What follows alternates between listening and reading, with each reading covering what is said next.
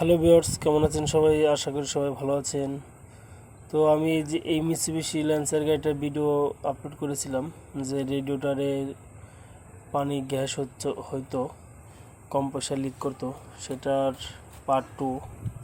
তো এই গাড়িটার আমরা ফাইনালি হেড খুলছি। হেড খোলা হচ্ছে, দেখতে পাচ্ছেন আপনারা। তো হেড খোলা হয়ে গেছে।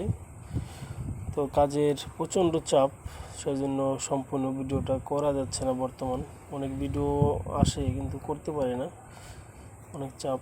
তো আমরা হেডটা ফাইনালি খুলে ফেলছি, আপনারা দেখতে পাচ্ছেন।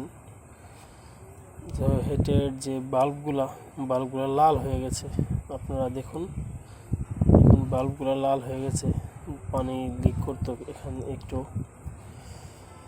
কম্প্রেসার লিক করতো। তো আমরা এটা লেদে কাজ করাই, লেদে সম্পূর্ণ হেডের কাজ করাই, ফেসিং এবং বাল্বের কাজ করে দিই। কারণ একটা হেড খুললে পরে 100% কাজ না হলে আমার ভালো লাগে না, কাজ করে মজা পাই না। তো দেখতে পাচ্ছেন আমাদের লেদে দিকে হেডটা চলে আসছে, এটা ফিটিং করতেছি। তো আপনারা ফেসটা দেখুন, ফেসটা আমরা কি করছি দেখেন। ফেস করেছি এবং বাল্বে কাজ করেছি, আপনারা দেখতে পাচ্ছেন ফেসিংটা এবং বাল্বে কাজ করানো হয়েছে।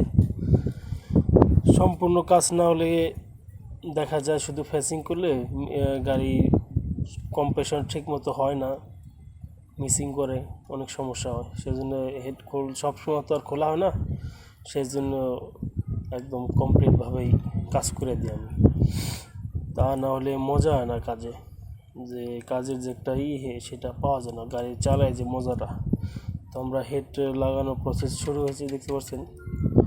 হেড টায়ার দিচ্ছি, টক রেঞ্চের মাধ্যমে হেডটা টাইট দিছি, কারণ সম্পূর্ণ অ্যাকুরেটভাবে হেডটা টাইট হবে।